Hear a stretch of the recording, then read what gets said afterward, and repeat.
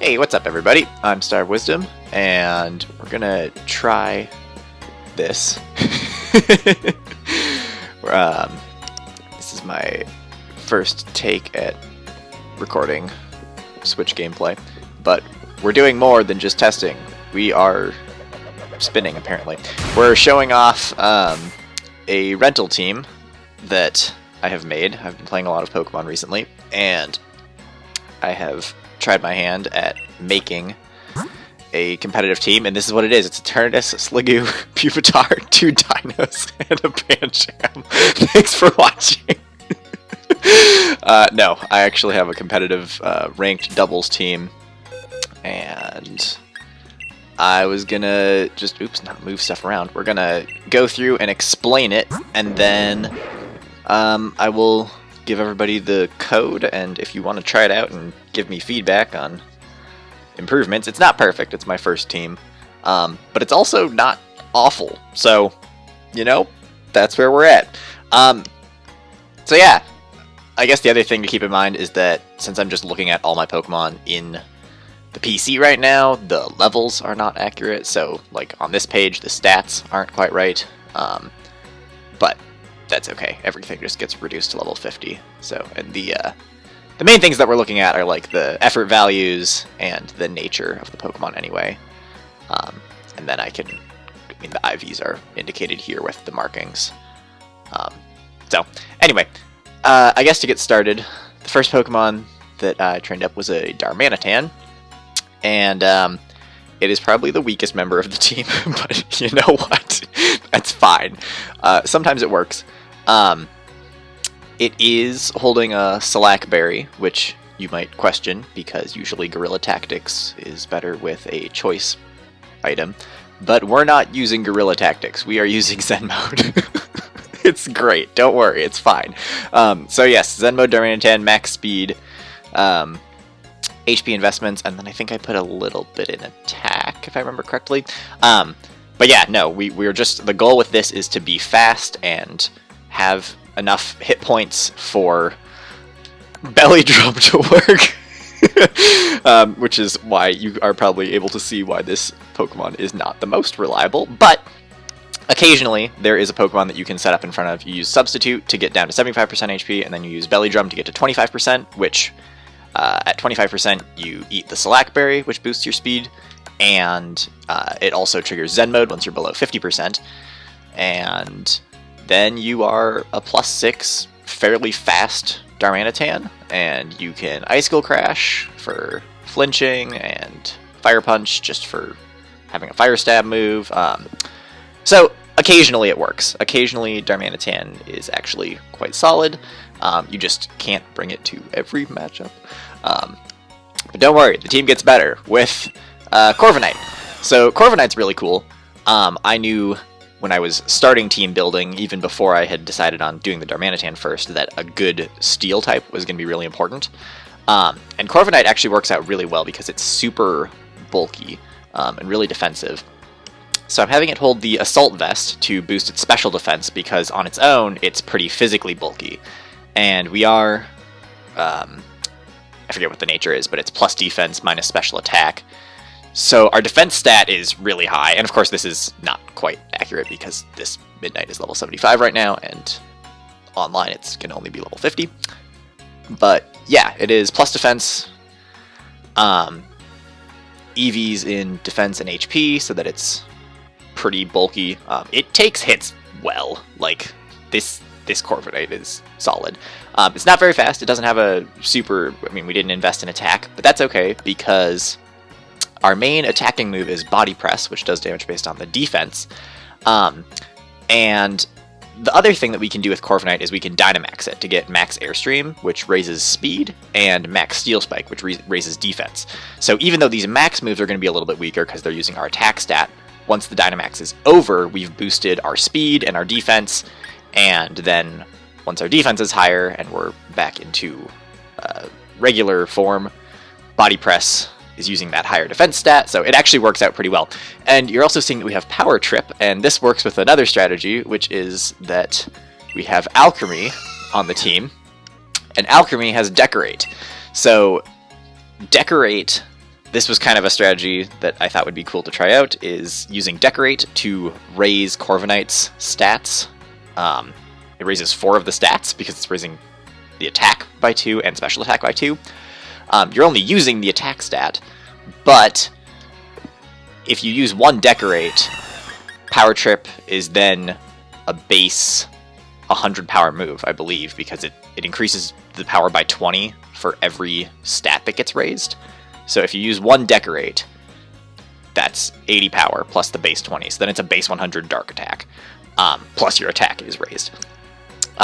So the thing that I tried to do is have Corviknight Dynamaxed using Airstream and Steel Wing to raise its speed and defense, and if you do that all 3 turns, that's 3 stats that you've raised, and then you could Decorate each of those turns. I usually don't, but you could, which gives you another +6 in each stat, so that's 12 stat raises, plus your 3 from using max moves, so you're up to 15 stat raises, which then, that goes into Power Trip, and that's 15 times 20, which is, what, a base 320 power move? Anyway, it gets nuts if you get to that point. I usually don't go that crazy, but even just Decorating once or twice is actually pretty solid. But yeah, so Alchemy, going back to Alchemy, Alchemy is support. It's Focus Sash, so that we are for sure going to take a hit. It's also pretty bulky. I invested in special defense and speed to make it fast. But what I've noticed is that, and we have Sweet Veil, so that we don't fall asleep, which it hasn't come up super often, but occasionally it does come up where someone tries to put me to sleep and I have Alchemy out, and it's like, haha, you can't do that. So even without special attack investments, I've noticed Dazzling Gleam still does a solid amount of damage, just because Alchemy has a high base special attack. So Dazzling Gleam is our only attacking move. We are support. Decorate is great. I mean, it works on both physical attackers and special attackers, so you don't have to Decorate Corviknight, but I've usually tried doing it with a Corviknight. Helping Hand is just good. It's gonna make your attacks go stronger. Aromatherapy, I don't use it that frequently, but I was noticing early on that if Corviknight especially was like getting paralyzed or burned or something, it like really cut the effectiveness. So Aromatherapy is just kind of a nice thing that, like, if you're trying to Decorate a Pokemon and it's Dynamaxed and it's raising its own stats and then suddenly gets paralyzed, then you can deal with that. So anyway, that's what I've got for Alchemy. And then right, Rotom. So Rotom this is a pretty standard Rotom, I think. Choice Scarf, invested in speed and special attack. It's obviously got Levitate. We're running Volt Switch, Hydro Pump, Thunder Wave, and Trick. The Choice Scarf Thunder Wave can be really useful. You just then have to switch out manually. Choice Scarf Volt Switch is great. You can trick the Choice Scarf onto something. You can Dynamax to break your Choice Lock. Anyway, it's flexible, it's good, it's support, it's fast, it's powerful, it gives us a ground immunity. Yeah, pretty standard Rotom, but pretty good. Then we have Gastrodon, which fills in a couple of gaps. This gives us an electric immunity, and we're Storm Drain, so it gives us a water immunity. And Storm Drain is particularly good against Dracovish with Vicious Rend, because they think they can just freely attack with Vicious Rend, and you just switch into Gastrodon, and it's going to absorb that water attack and raise your special attack, and it's fantastic, and it happens a lot, and I love it. Also, I've noticed some Dracovish sets are running choice items, so then they're stuck on Vicious Rend, so they either have to switch out, or if it's doubles and it's their last Pokemon, they literally can't touch you, because they're locked into Vicious Rend, and they're just raising your special attack. So, yeah, Gastrodon is awesome. It's max special attack, HP invested. It's just bulky anyway, like, even without investments in defense and special defense. So Gastrodon is fantastic. I used to hate Gastrodon from a design perspective, but now I love it because this is an amazing slug, and I love him. He's got leftovers because that's good. As far as moves, we're running Scald, Earth Power, Ice Beam, and Protect. I opted for Protect over Recover just because, first of all, I'm not super good at deciding when is a safe time to recover, but also Protect is just like a nice thing to be able to play around, and yeah, no, Protect is, I've just found that it's better. we also have the option of Dynamaxing Gastrodon to either set up the Rain or Hail, which isn't super useful for this team, but it's useful for countering other weather teams. So that's cool. But yeah, Gastrodon has ended up being very good, and Storm Drain is fantastic. It is slower, but that actually ends up being okay, because then I will pull out Gastrodon against Trick Room teams and have actually something that is pretty good. It has like 31 IVs in speed, so it's not like it's as slow as it could be, which is maybe questionable. Maybe I should have put 0 IVs in speed and just made it as slow as possible, but whatever. It's fine.